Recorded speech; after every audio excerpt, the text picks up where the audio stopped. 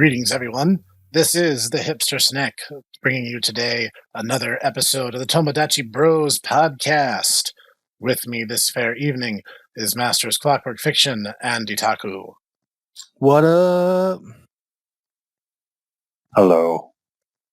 And today, at the recommendation of Clockwork, we're going to nostalgia bait you suckers into some quality content.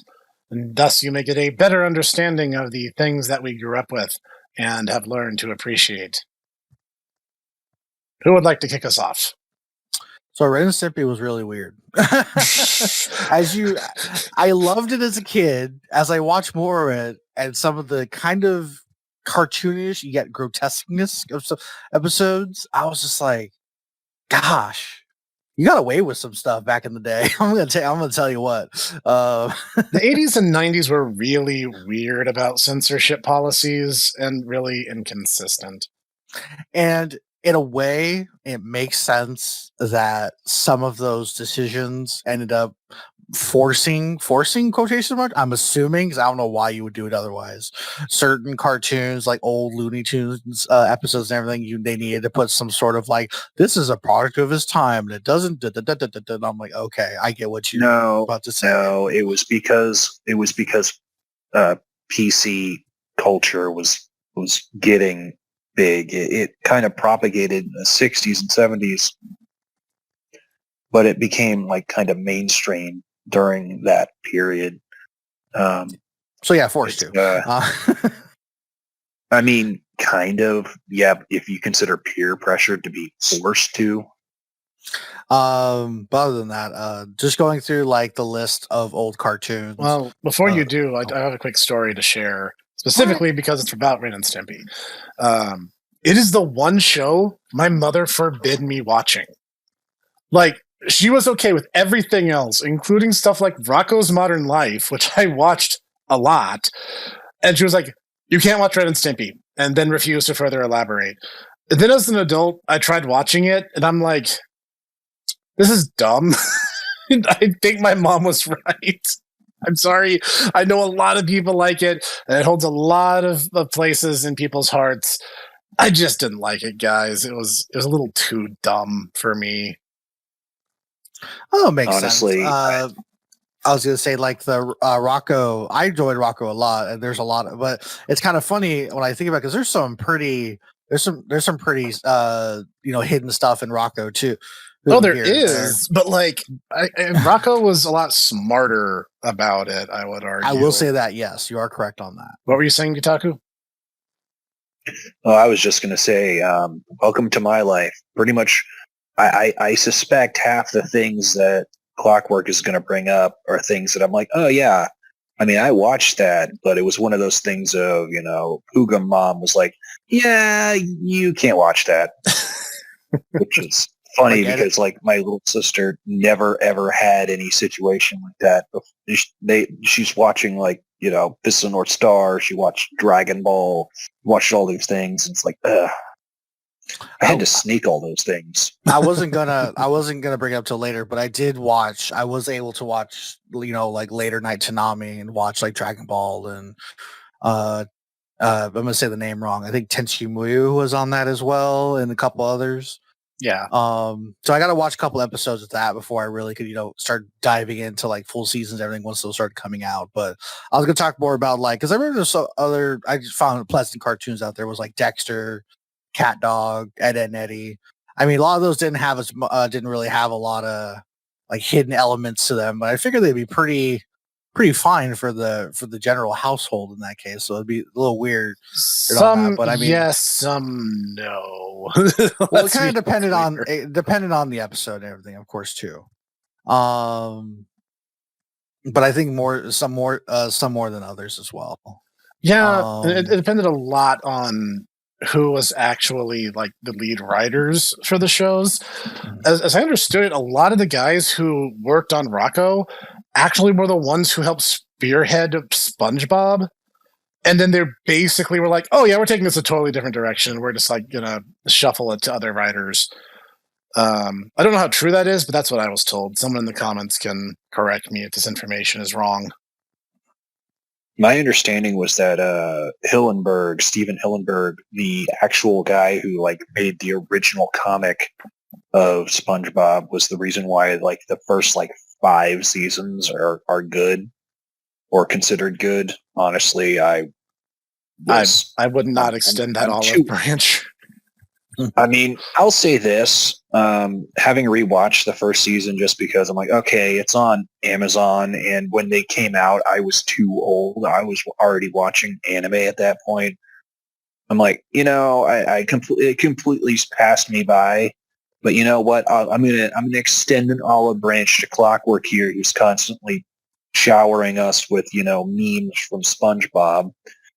And I'm like, I'm gonna watch them, and I'm like, oh wow, this is actually really funny. I cannot say that to a lot of the memes. Like I just don't get the entire appeal of gangster SpongeBob. But I will say, yeah, the at least the first 2 seasons, which is what I was able to watch before basically my body said, we're closed now. You guys got to remember what he's talking about on that case. I don't remember ever bringing up gangster SpongeBob. It wasn't gangster SpongeBob. It's well, yeah, you honestly have to remember this is like 2 years ago. But I mean, my main point was the fact that like I'll bring up something and then you'll immediately in our Discord server will bring up like a meme of is mayonnaise an instrument?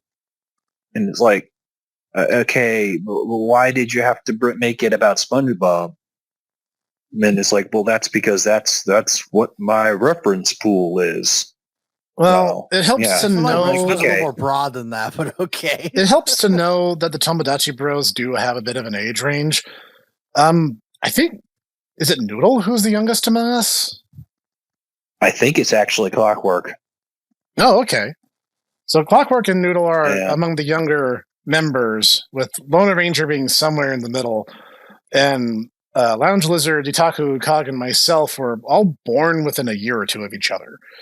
So our reference pools do vary a little bit. Like, for instance, my show of choice, I mean, you guys already know this. If you've watched my channel at all, you already know this. I was a Ninja Turtles kid. Everything was Ninja Turtles. I had a toy box full of Ninja Turtles toys. I even had toys from the anime OVA that we didn't even get in the West. I didn't see that till I was an adult.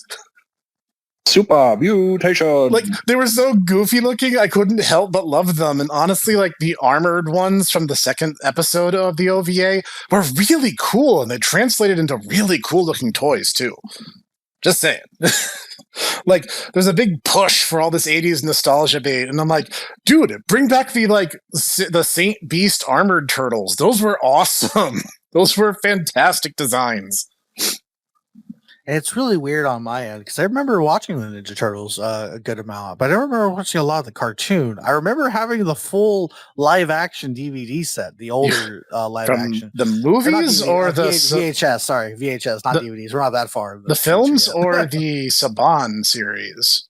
The live action. One of them is when they go back in time to the movies. Okay, the movies. Yes, the movies. I was going to say that's a little different because Saban had the license and did The Next Mutation, a live action series, which was so bad that it wraps around to being comedic gold. And they even did a crossover episode with Power Rangers in space. Interesting. That is a real thing. I was about to say, I can just see it's the movies, at which point the professor puts down the shotgun. Oh, it was a joke, he said as he tosses aside a very large rock. I was not aware of that other series that he's talking about. It only ran for 1 season, and it was not very good. Oh, that's probably why I never heard of it. It only ran for 1 season. Yeah, exactly. And my sister, who is a few years my elder, was kind of on the more 80s side of the aisle. She was more Transformers, He-Man, and that kind of era. So I got a little bit of that trickle down, but guys, I'm going to be honest, Transformers really were never that interesting in their OG incarnation. And your Optimus Prime is Jesus is no, they killed him because they weren't selling Optimus Prime toys and they wanted to extreme-ize Transformers. That's literally what the movie was made for. It was about toys fighting other toys, guys. I will say this, though. The animation on the 1986 film is actually really, really good. Oh, it is. And we were talking slightly earlier about, Japanese studios doing, American art for cartoons. It's like that literally was what was going on for that movie. Yeah. That's why it looks so good. Yeah. And actually, Transformers might have a more rabid fan base in Japan than it does here in the States, which is interesting. Oh, it probably does, considering the Braves series is literally just Transformers, but actually kind of sort of makes sense. Yeah. The entire endless war of robots fighting for dead planet never really made sense to me, I gotta say. Yeah. Now, I will extend one olive branch to the Transformers fandom. Beast Wars was actually consistently very interesting. I actually thought that series was really good. I don't remember. I agree. I don't remember a lot about Beast Wars. I remember seeing a couple episodes, but it never really stuck. Unfortunately, well, for me, it was really. It was great. It was really good.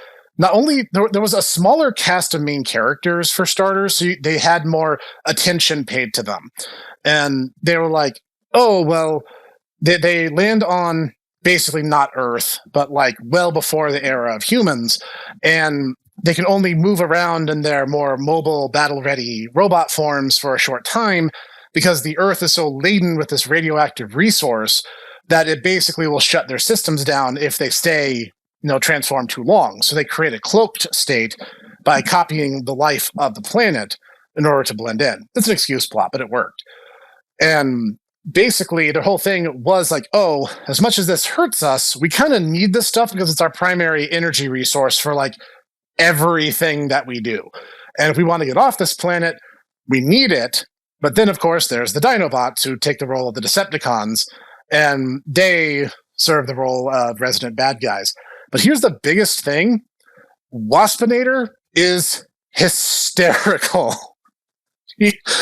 You're thinking of the Predacons. Dinobot was just one guy. Oh, you're right. Predacons. Yeah. Predacons, right. And the reason why I know that was because Dinobot was my favorite. And it's probably because, not only was he a velociraptor, but he was also, I'm the bad guy. JK, I'm a good guy now. I'm a good guy. Yeah, he actually joins them. Meanwhile, little small Ditago is there being like, oh my God, this is so edgy and amazing. it appeals to my 9-year-old itchy aesthetic. Yeah, and they got this, I forget his name. He was the big white tiger dude who was this ancient sage of the good guy team.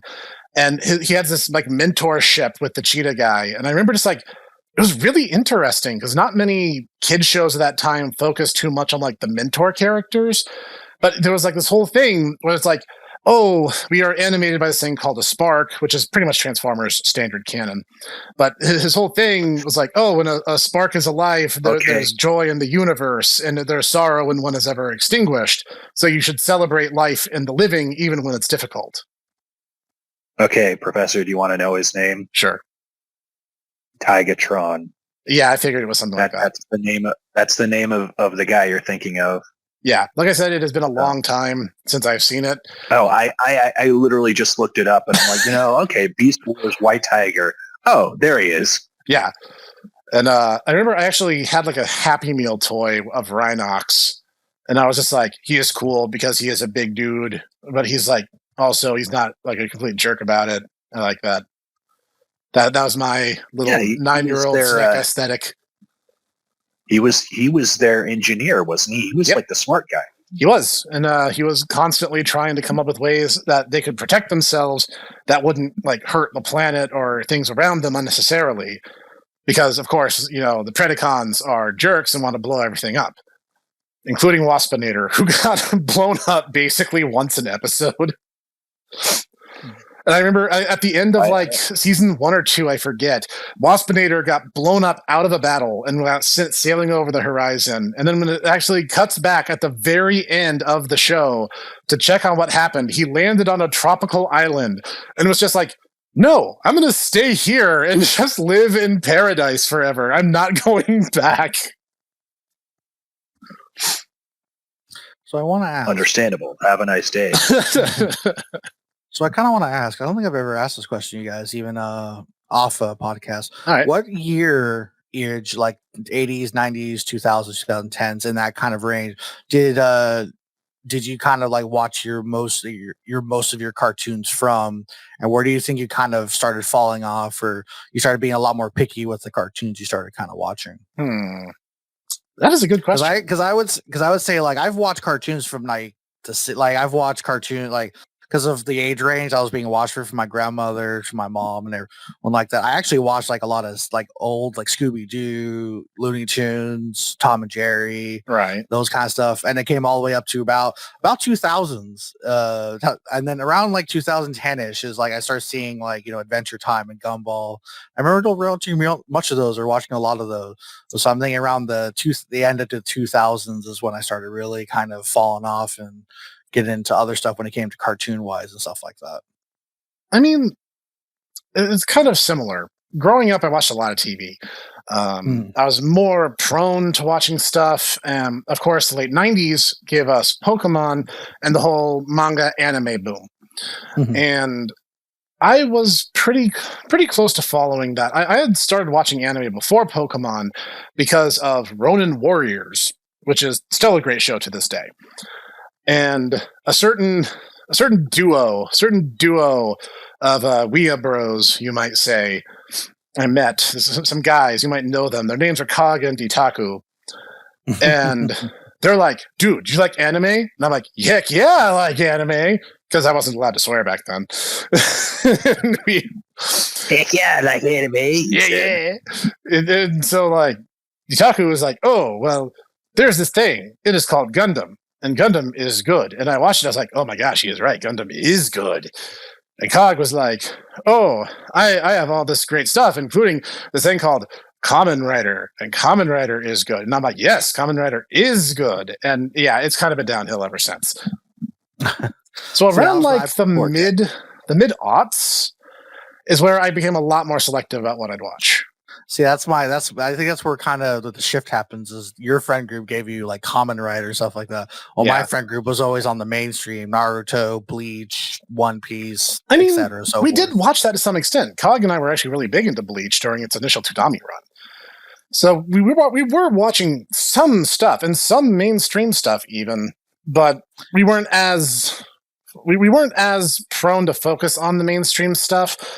My whole experience with Naruto is Master Ditaku complaining about it and us playing that one Naruto to Boruto game where you get to customize your own ninja, and Cog made Master I Hate Naruto. Oh, yes, I remember his 1,000-yard stare. Oh, man. Oh, the memes we had with that one. We got to get back to that one of these days. Yes, we do. So what about you, Ditaku Man? I mean, I honestly never really stopped watching cartoons. I mean, but then of course I kind of am on the, cartoons and anime are the same thing. It's just, where they come from. Right. I basically started like being aware of like, oh, these are cartoons. Like 1989, I want to say.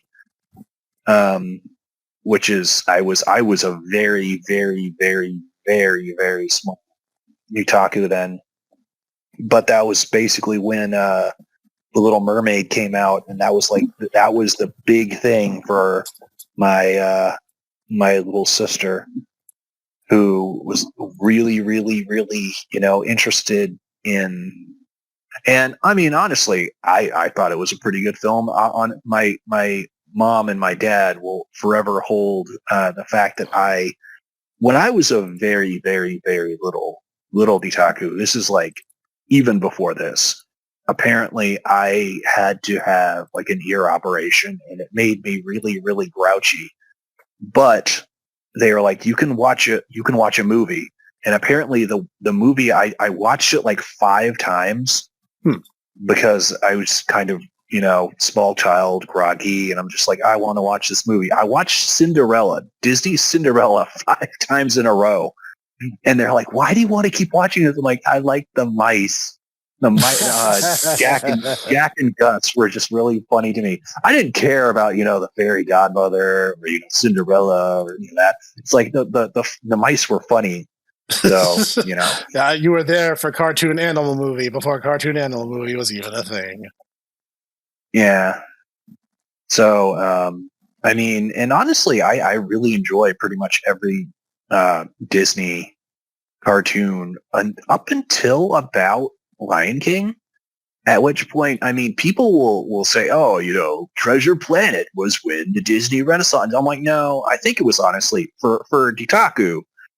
I say, as I, coif my beret, it was Pocahontas. Pocahontas was basically when I was like,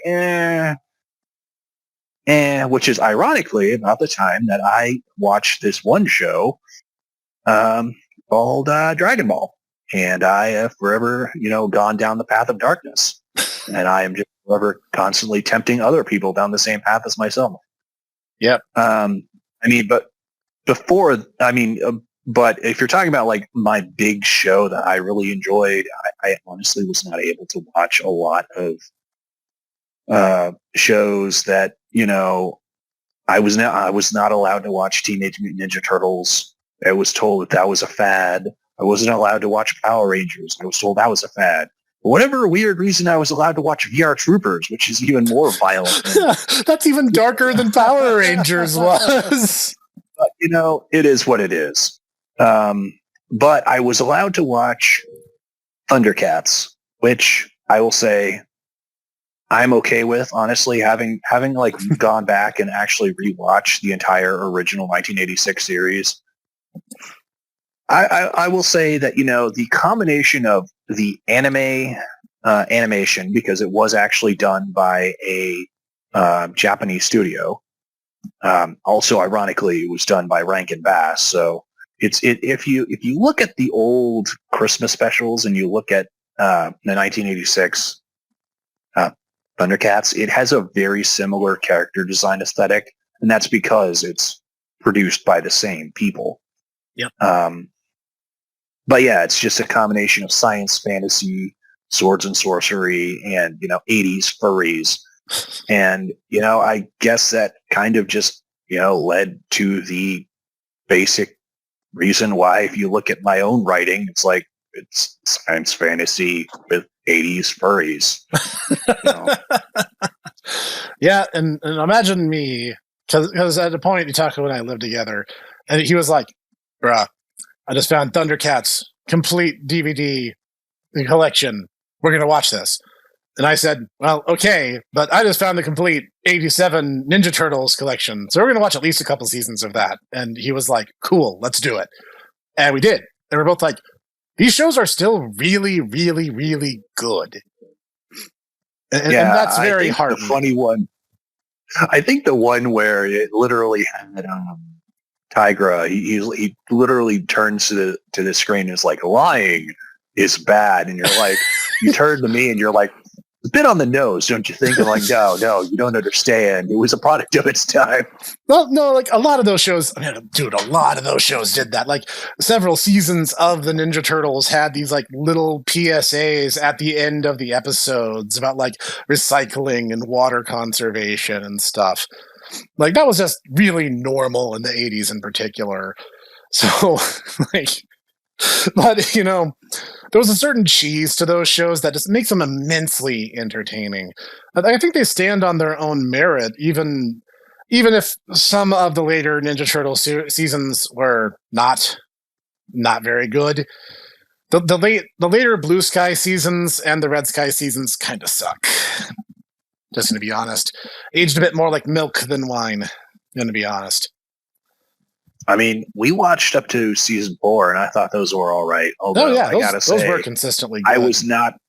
I mean, and I've said this before, like just through the cultural osmosis of like, oh, I learned these things, and it's like, oh, the Shredder, he's like a dangerous guy. Even the turtles are like, oh no, guys, it's the Shredder. We gotta be careful. And it's like in the '87 series, it literally is, Shredder, where's the milk? I'm sorry, Craig. I need to go down to the bodega. He's just constantly getting, just ragged on and clowned on by everyone, and it's like, I remember when I was a legendary ninja warrior and I led thousands to victory. I wish I could go back to those days. That's how it was. Now, in addition to the Ninja Turtles, my big thing was, in fact, Mighty Morphin Power Rangers. I got into Power Rangers and stayed a fan pretty much up until, I think it was the later days of Power Rangers Zeo, which was like the third or fourth season, I think. And there were like ups and downs. Like when they did the whole Aquatar Rangers thing, I was like, this is dumb. I don't care about these losers. Like, I get why. They ran out of Sentai footage for Zero Ninja, but still. I'm going to say this now, and this is going to be, my hot take, or at least the first hot take. All right. Car Ranger was way better than Turbo. That's not even a hot take. The vast majority of people who are fans of both agree with you on that. I mean, honestly, Car Ranger is really, really good, though. Car Ranger is fantastic. And funny enough, Car Ranger did for Super Sentai basically the opposite of what Turbo did for Power Rangers. The thing is, people were complaining that Sentai had gotten really stale and repetitive and relied too much on shock factor. So they were like, okay, we're just going to make a comedy. And the main characters are going to be completely aware of the genre conventions. And they're just going to act accordingly. And it was a huge hit and everyone loved it. So every now and then they'll do another comedy focused Super Sentai to keep things fresh and interesting. Whereas in Turbo, they tried to play the premise perfectly straight, including the episode where the Rangers are baked into a giant pepperoni pizza. I can't make this stuff up. I was saying on my end, I only really watched the first Mighty Morphin Power Rangers. Really, I also watched the movie. I don't remember. I don't remember the name of the movie though. It was the one with the ooze guy. Then it was literally Mighty Morphin Power Rangers the movie. No, that's literally all it was. The next movie wouldn't be until Turbo, a Power Rangers movie, which is a very odd way to subtitle your film, and most fans also agree that that movie was kind of garbage. Which I think I watched that one too. Those are the last two real Power Rangers things I remember watching, actually staying through from front to back. After that, it's just been a lot of piecemeal of all the other Power Ranger kind of series that kind of come up. I remember the only other real thing I watched when it came up was that one special episode. They had all the Red Rangers come in all together. Oh, Forever Red. Yes. Yeah. No, I'm okay, this is a weird choice because I saw it pretty much by accident. I wasn't working at the time, and I was house sitting for my family while they were out of town. And I was just kind of channel surfing. I don't actually have cable because I can watch everything I want on the internet, but at their house, they have cable. So I flipped to this one. I think it was Disney Channel, because I think Disney still had the license. And they had a marathon of Power Rangers Jungle Fury. And I was like, I have not watched Rangers, again, since Zeo. I'm going to see if this is any good. And honestly, Jungle Fury is pretty good. I actually really enjoyed it. Interesting. I'm not going to go into a super huge in-depth review, but I liked it a lot. I thought it was really solid.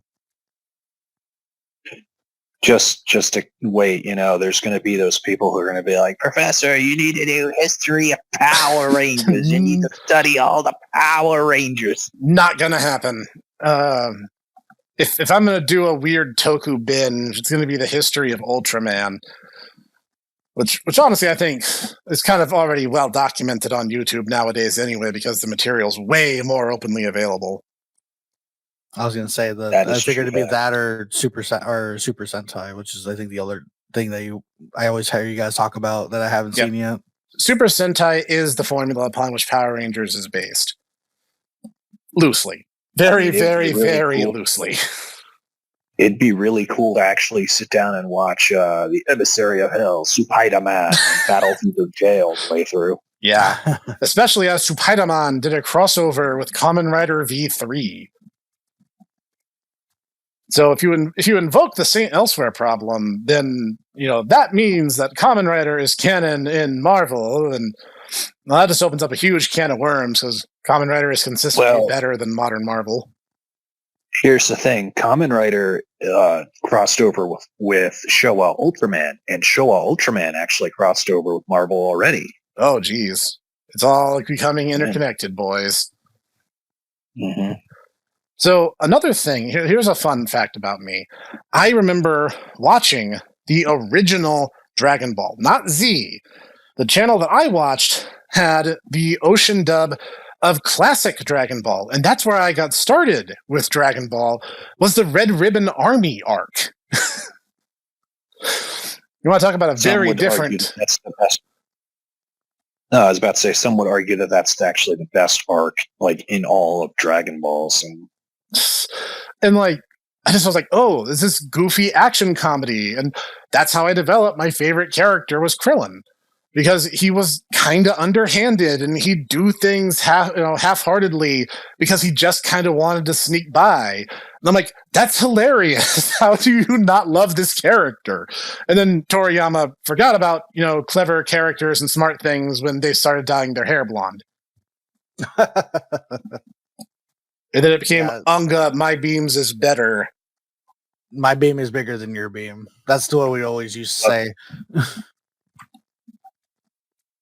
Back in older times when we were in the hacker school, we were like, oh yeah, you guys remember old times? I remember old times. What's old times? 2008 times. Oh yeah, that's way old times. Burning stuff into DVDs.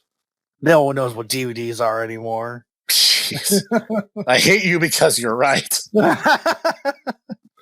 No, but I do remember watching a good amount of Dragon Ball. I don't remember where I watched it though. I felt like it might have also been some of it been on Toonami, but I feel like other TV channels might have had it at one point during. Several did. Yeah, and I don't remember. I remember watching it in pieces. I never actually sat down and watched it like front to back. I haven't watched a lot of it. It's been a lot of anime I need to watch front to back that I haven't. I've just been bits and pieces. I'm gonna tell you this right now. And this is going to be another hot take. But the Toei Dragon Ball anime, maybe not Z, but definitely the original Dragon Ball anime is not very good. You're much better served actually reading the manga. But I don't know which one I was, because I think Sector said there's the Toei and then there's the Oceanic one, right? No, Ocean is a dub. Or Ocean was a dubbing company. Oh, okay. Toei, to every single anime that's been done has been done by Toei. Okay, I did read Dragon Ball. I did read Dragon Ball back in high school. Well, I read a fair chunk of it. I think the last thing I remember is when they were fighting a bunch of random dudes with powers. And Bobbity was there. I don't remember the exact. So it was sometime during the Boo arc, basically. No, wait, what? It's Dragon Ball? Bobbity would not have been there in Classic. Not Bobbity. What the? This is why I'm terrible with names. I never remember them correctly. Bobbity shows up in the Boo arc. Where's the old witch? Oh, the old hag with the really huge hat? Yes. What's her name? Oh, you're talking about the horror movie monster battle where they're like fighting in the demon's toilet, and it literally is on top of these two demons taking a poo, and they have their tongues out like they're Frenching each other. And that's what they fought on. And Krillin, I want to say, had to fight against a vampire, and a bunch of the Invisible Man, mm-hmm. And it all ended with Grandpa Gohan, and that was where they established the entire every person can have a 24-hour I'm not gonna be dead time. That we just conveniently ignore because people can just not be dead. Because Toriyama remembers his conventions without flaw. Am I right? There's a lot. No. There's a lot of contrivances where it's just like, oh no, Goku died. Oh, he's bringing back with the Dragon Ball, but he's already been brought back with the Dragon Balls. Not if we go to a different planet and get the other Dragon Balls. Wait, what? There's an entire dragon clan that can just produce Dragon Balls if they try. We don't really explore this avenue, but it's a thing. You don't even get into the part where the Dragon Clan actually goes, actually, we just took the original Dragon Balls from the planet of the Dragon Lord. Yep. And they've just been copying them over and over again. Mm-hmm. Yeah, so, Dragon Ball Super was always canon, guys. What are you talking about? Never mind that it keeps trying to canonize GT for some godforsaken reason. Yeah, I'll say this. I could have sworn they decanonized that and they wanted to keep it that way. No, it keeps trying to tie back into GT. That's why, Goku, before the Tournament of Power, offhandedly mentions Oob. He's like, I'm going to make sure that I go train that guy because he'd be a great fighter. Whoa, I went away there for a second. Stinko Man, I want to be as strong as too. No way, you're just a kid. Maybe when you're older. I still haven't watched Super. I get a lot of conflicting responses when I say that. I should probably watch that at one point. Read. Okay, here's. Watch what? I'm sorry. Did not hear. I just heard. I need to really watch something. I task myself if I should watch Dragon Ball Super, and when I tell my friends this, I get a lot of conflicting responses. Read the manga. If you ever are tempted to watch Dragon Ball in any iteration or incarnation, read the manga instead. It will always be better. All right. And you know what? I'm gonna say this. I'm gonna extend this even further. Basically, you could do the same for One Piece. Honestly, especially for One Piece, the manga is way better.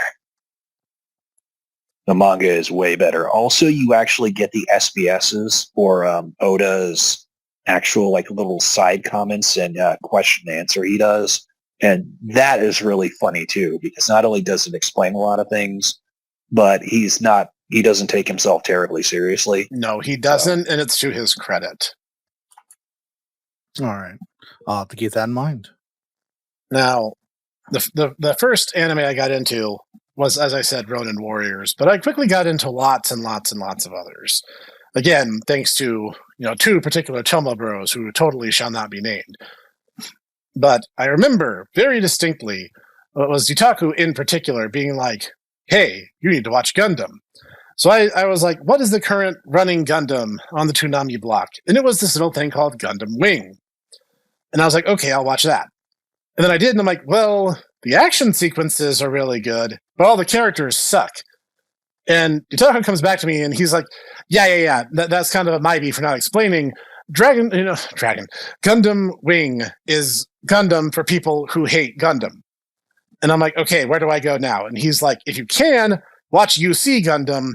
If you cannot, watch G Gundam. And I said, okay, I'll do that. And then I watched G Gundam, and I was like, I get it. I understand perfectly now. I need no further elucidation. And I never looked back. Yeah. This man was brought back from the help of Kyoji. Yeah, I got a long list of animes I need to either read or watch at this point that I should really get on top of. Just not enough time, and too much work, not enough time. One would say. That is the burden of the nerd. Yes. It's also, oh man, so many MMOs, so much Counter-Strike I gotta play, so much, schooling, Ditaku, and Snack, and Guilty Gears. And just absolutely destroying us. Seriously, they need to introduce that 2-on-1 mode, and maybe Ditaku and I will stand a chance. I was also going to say they need to bring Jam so that you'll actually care about Guilty. So I'll actually care about Strive again? Yeah, that would be a great step in the right direction. Instead of bringing back characters, as much as I like Slayer, I'm like, Really? We're bringing back Bedman? Wow. That he definitely is the character of all time, you guys. Definitely the right choice, right? And Exard, I'd be like, okay. I mean, like Sin, I'm like, yeah, okay. That makes sense. And he had a really interesting thing. And, Slayer, once again, makes sense. And Asuka, once again, makes sense. It's a brand new character, too. And I really like his entire gimmick. I really don't think I'll ever be good with him, but I like the idea. So I'm like, okay, whatever. Plus, he's actually really, really important in the lore. But Bedman, I mean, really? Oh my God. Jitaku, man, you reminded me of something glorious from my childhood. Okay. This is a little contextual, so I'm going to try to explain this as best and as elegantly as I can. When I was a kid, I remember very distinctly that very close to Nickelodeon channel-wise was the Family Channel. Now, I never watched it because everything on it was boring, but eventually it got bought by, I believe, the Fox network. And then they were like, hey, we're doing this whole rebranding thing, and we're going to create this like Saturday morning block called Made in Japan. And it was catered to basically to nerds and weebs. And 2 amazing shows, no, in fact, 3 amazing shows ran on this block, including the anime of Monster Rancher, Flint the Time Detective, and the Ruby Spears Mega Man cartoon. And if you want to talk about just amazing, amazing shows, I love the Ruby Spears Mega Man cartoon so much. And I second this motion. Yes. Jitaku and I watched it together for season 2 coming soon, et cetera, et cetera. I've run the joke into the ground now.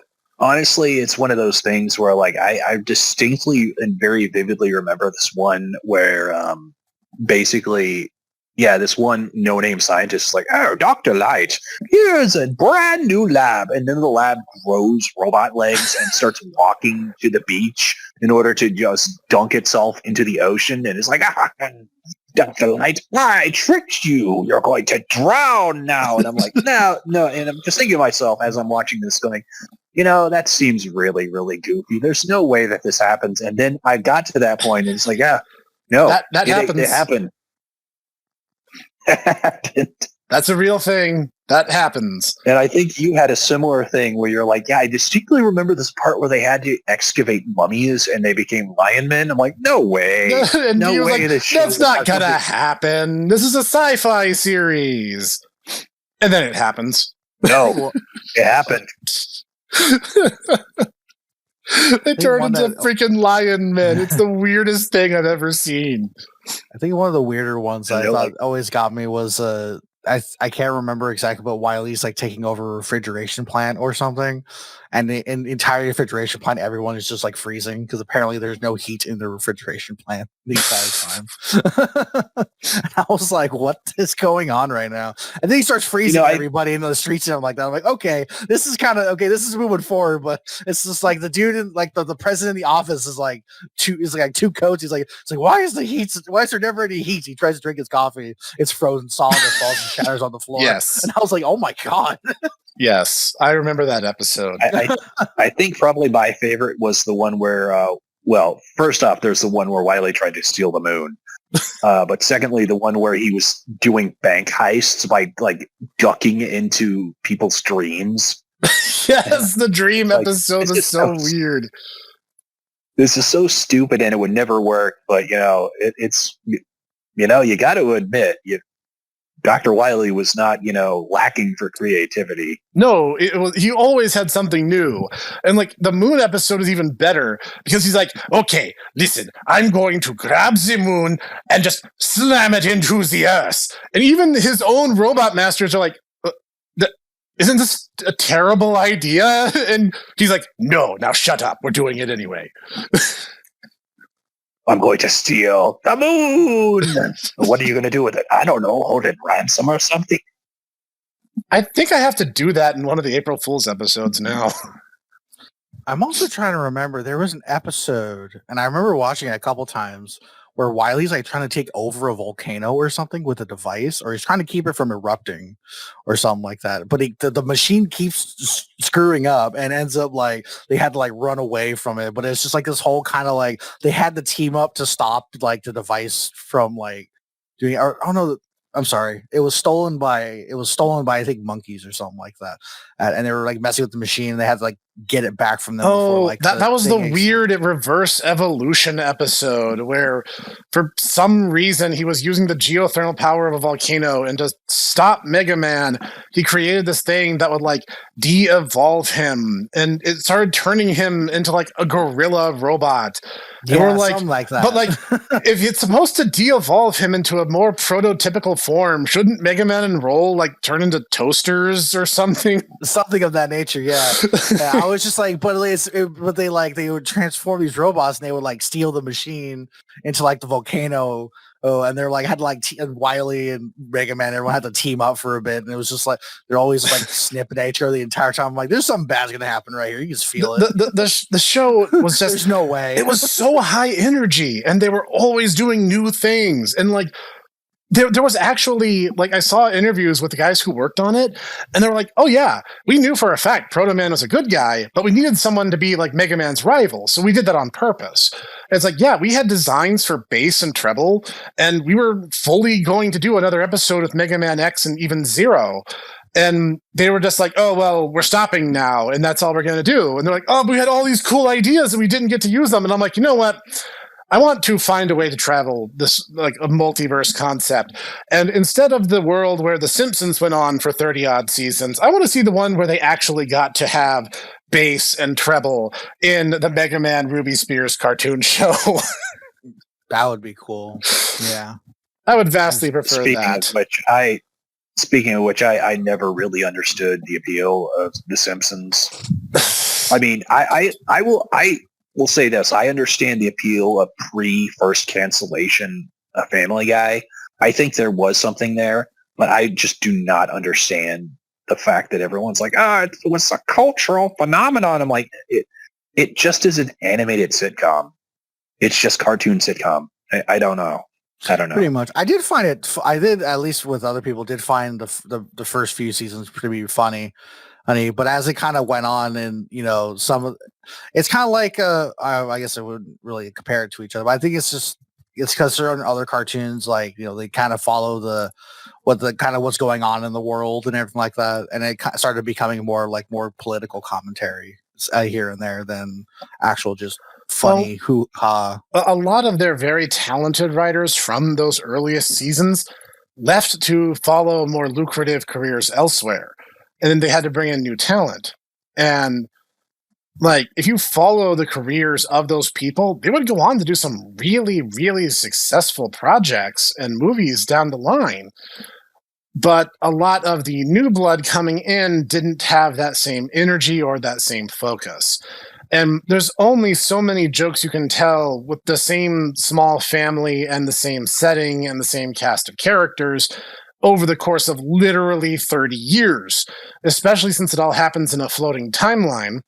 So it's like there's a status quo, and you always have to revert to status quo no matter what.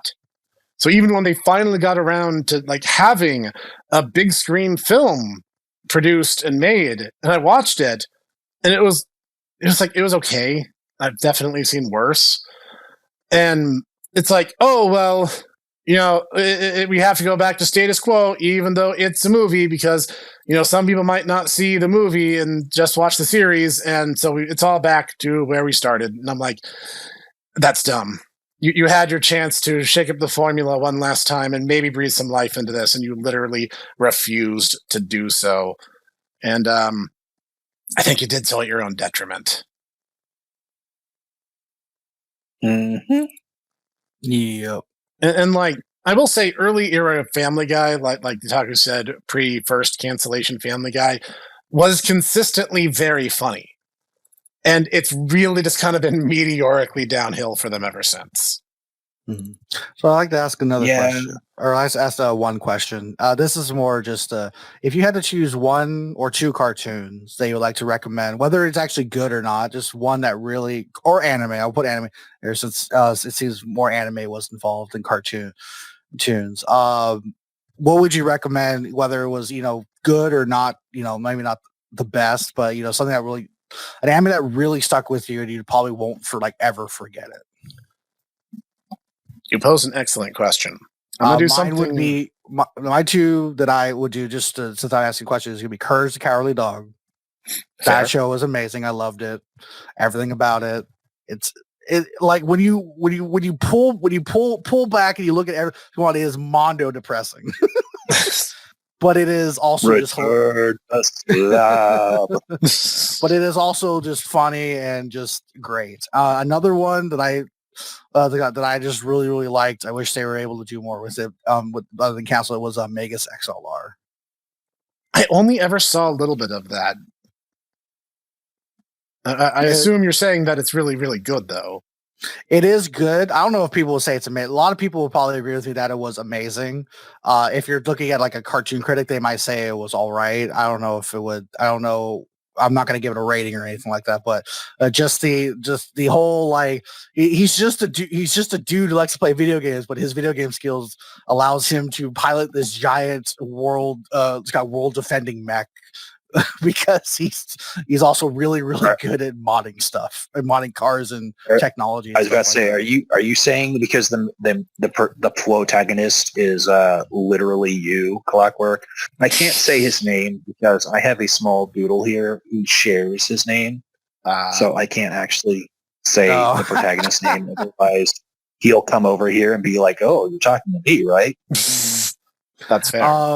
Kind of in a sense, but it's just I also just giant mech robot, and I never really got into or watched Gundam or like that. Like I think the only real big like mech thing for play I think was a Robotech Battle Cry for like the PS2. Oh, I'm so sorry. you like Cog were locked in a closet when it came to your mecha anime, and I'm so sorry for you. Yes, but now people are telling me you need to watch Gundam, you need to watch this, I'm like, okay, hey, I'll have to get to that after everything else I need to watch too. Still need to watch Ghost of the Shell Standalone Complex. So, okay, in terms of more like retro nostalgic stuff, let's see, how do I want to do this? I'd say from like the Nicktoon side of things, my vote would be Angry Beavers. Because it's two brothers who live together. They have very different personalities, but they genuinely care about one another, and they try to work together as best they can. But they aren't above agitating the crap out of each other. But they'll help each other when the chips are actually down. And I think it just creates a really fun cast chemistry for the show. In terms of Cartoon Network, I'm really torn. I'm going to have to do two for this one because I'm a cheater. I really loved Johnny Bravo and Ed, Edd n Eddy. Those are also really good. I remember the first time I saw Johnny Bravo, like he was recruited by this random lady to become a super spy due to some misunderstanding. And the whole thing is there's a scientist who's this old crotchety man. He's like, oh, well, I was cursed with being ugly. So I'm going to make everyone look just like me so they can be ugly too. And I'm just like, this is amazing. I love how dumb this is. Mm-hmm. And Ed, Edd n Eddy is just consistently good. I was about to say my favorite one, and this is probably not going to surprise you at all, was the one where Johnny was dating a werewolf, and she just kept basically becoming more bestial and monstrous and just doing things. And he's just like, oh, man, baby. And he's just like, oh. And so she just in his mind, she'd be like, Johnny. He's like, oh, man, baby. I guess I have to do this. And so he has to get into whatever situation. And then ultimately, when she untransforms, she's like, oh, no, it's a Wednesday. And I transform into a nerd named Melvin. And it's like, oh. I remember that. Oh, my gosh.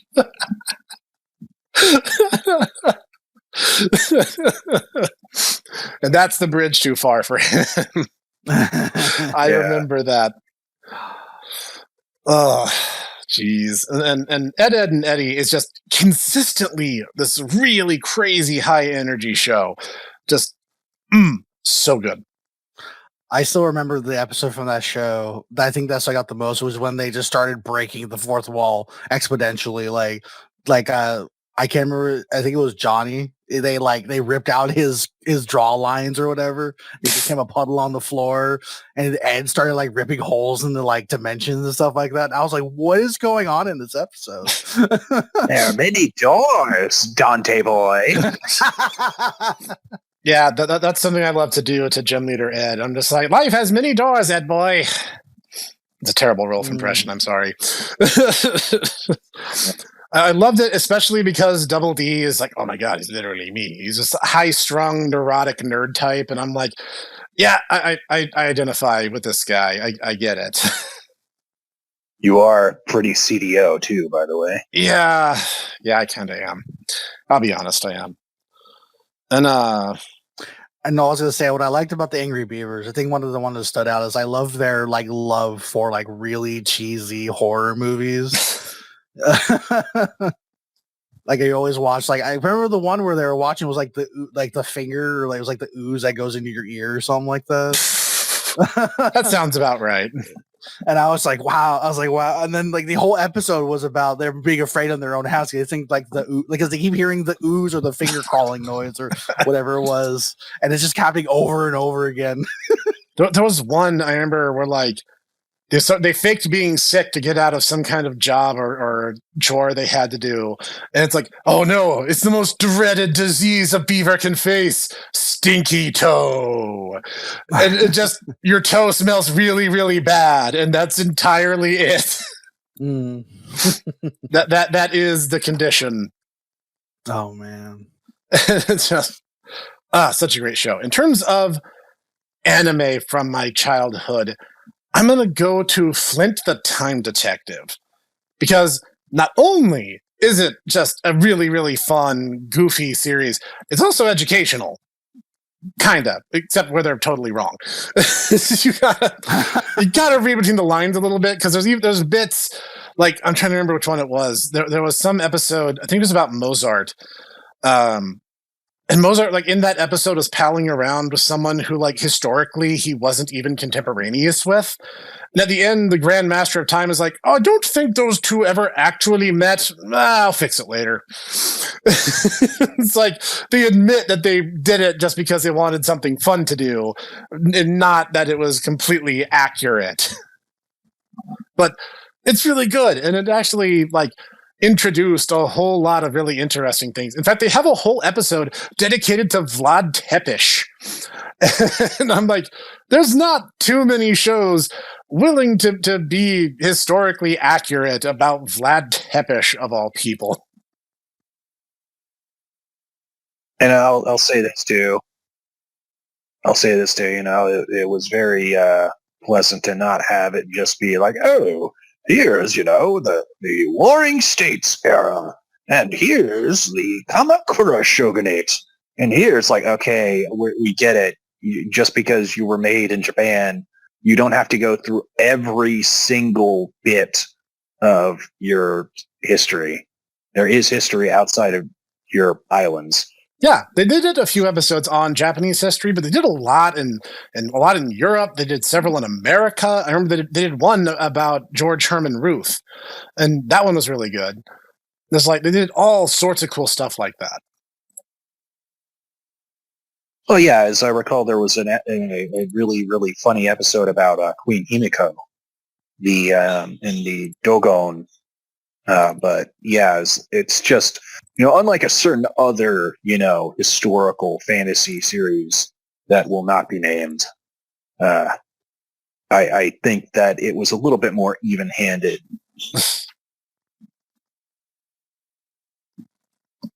No, that's fair. Excuse me. So what about you, Tataku?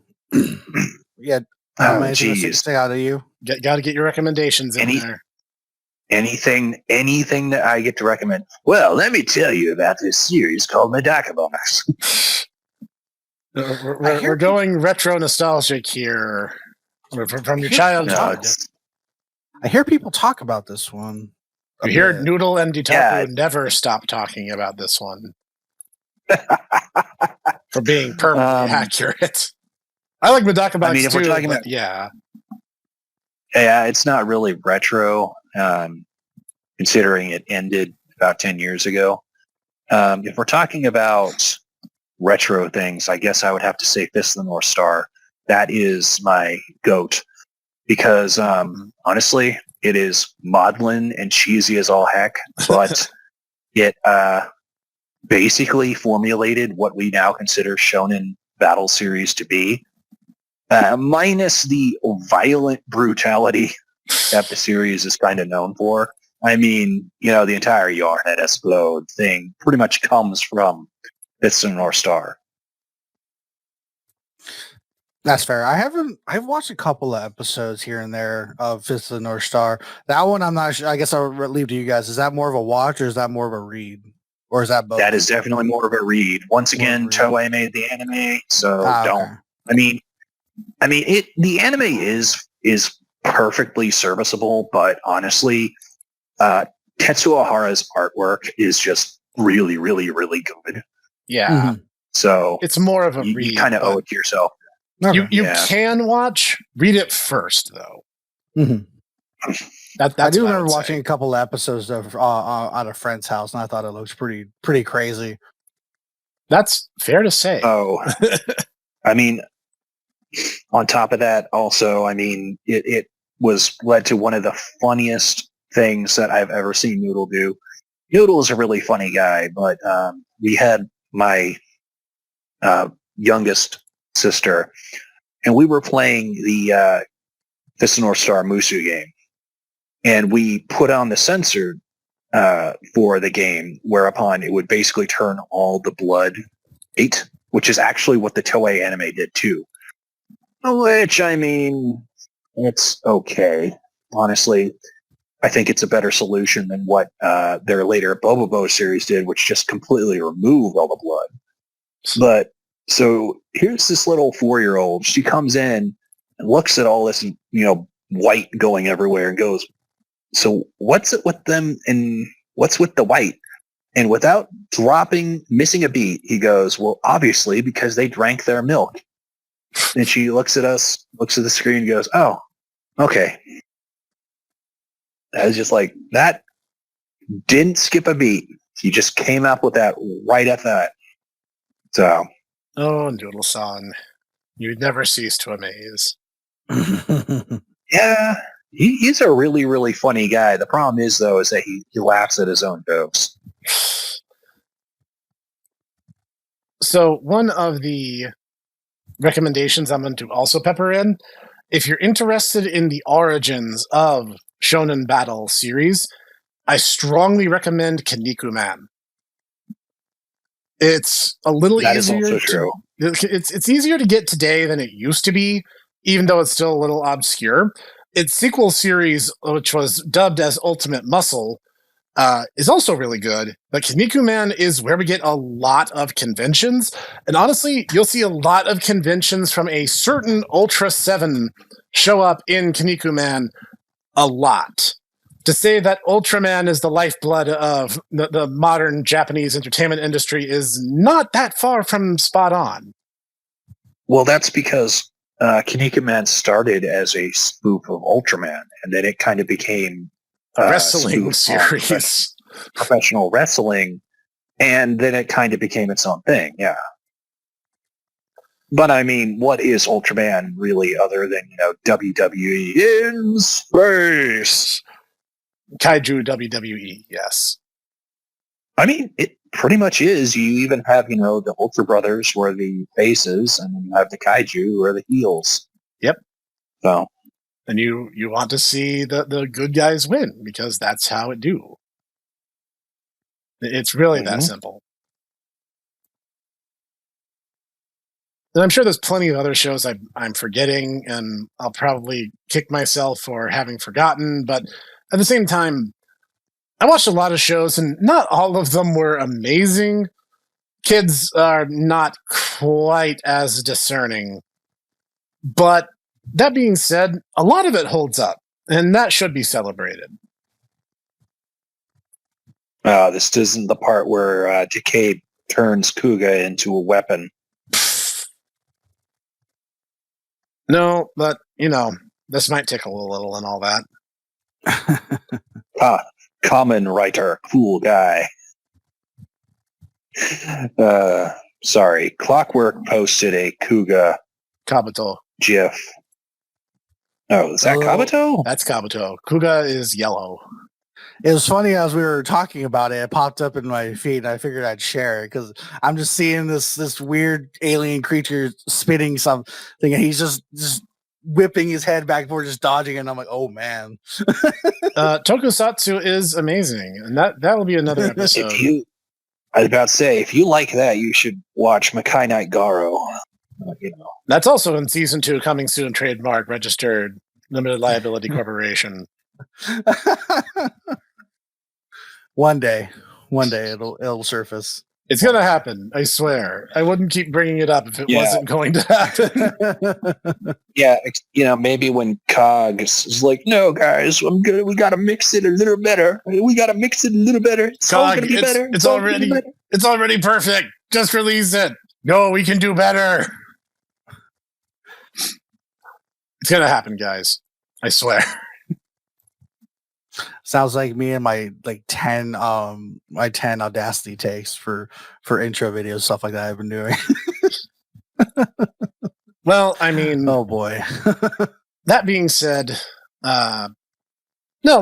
it's a lot of time, money, and effort that goes into these shows, whether they're Western animations or anime or something else entirely. There's something to be celebrated because everything came together, the stars aligned, and they were able to be made in the first place. And I think people really do the entire genre a disservice. Thinking, it's just cartoons for kids. There's no need to think about it at all. No, that's a lame excuse. And you're just writing off something that can be so much better. The reason people get bent out of shape over the absolute infestation of CalArts animation styles and the weird faux rubber hose and these really, really, really bad reboots is because we've already seen that the genre can do better and know for a fact that it deserves better. And these are just a very small cross-section of our nostalgic childhoods. There's probably a trillion others out there that are also great that we didn't talk about today. In fact, leave comments down below. What shows did you guys grow up with? It's entirely possible that you're from an older or younger generation group than us, so your insights might be completely different from Although I'm going to say this, in undeniable, indisputable truth that the animators and Cartoon Network were cowards for not, if they were going to reboot Thundercats and not actually have a continuation of 2011 series, the fact that they're like, oh yeah, Thundercats roar. I'm like, you're just too much of a coward to call it Thundercats Ho, which is what it should have been. That's fair. But that's just the thoughts of a grumpy little Pugum. So no, I get it. So I think we're going to bring today's episode to its close. So, Master Clockwork, final thoughts.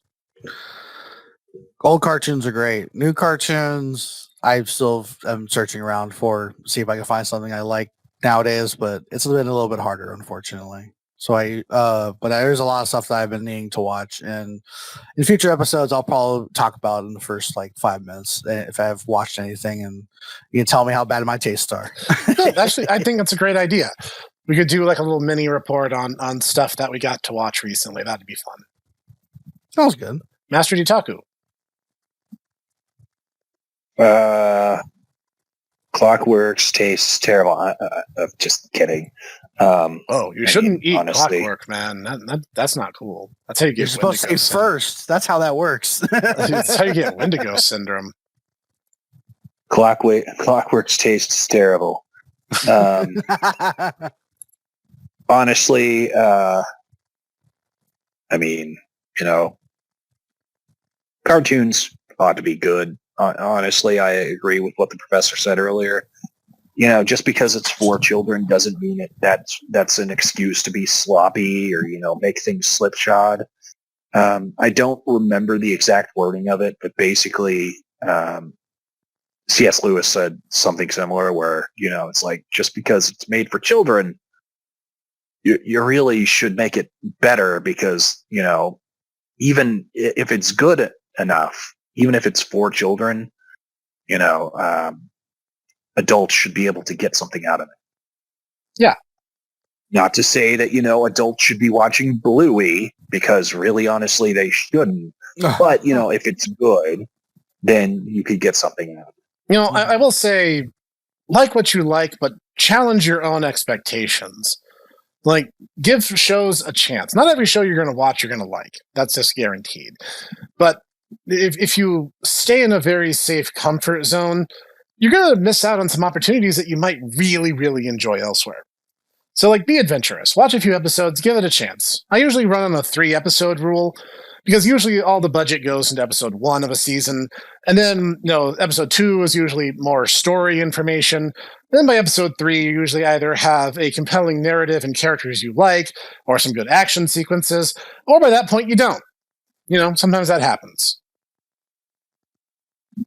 So...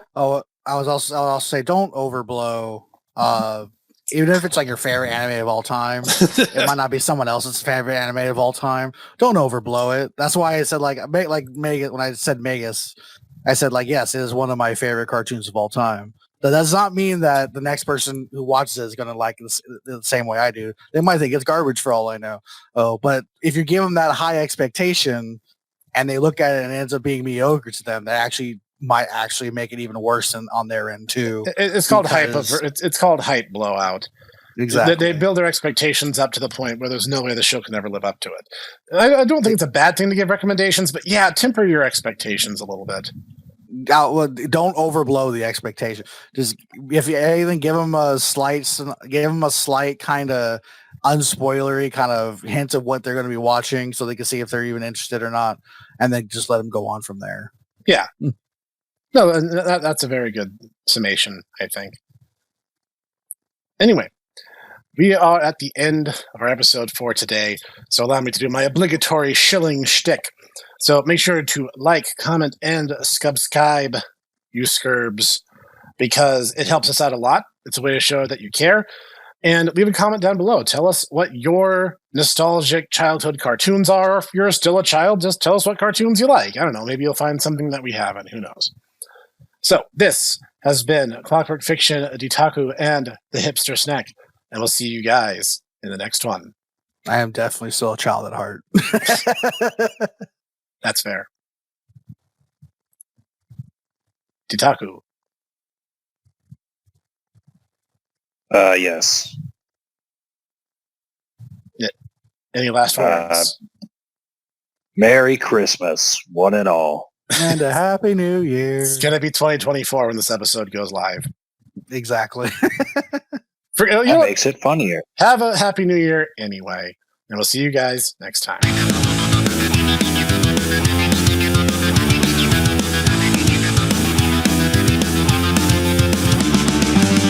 Thank you for listening to the Tomodachi Brothers Review Podcast, produced and recorded by the Hipster Snack, Ditaku, and Cog. Sound design and editing by executive producer Sean Taylor Brown with Cog Sound Engineering. Music written and performed by Sean Taylor Brown with Costas Vaz of Core Inside Studio on the drums. We hope you enjoyed this episode. See you next time.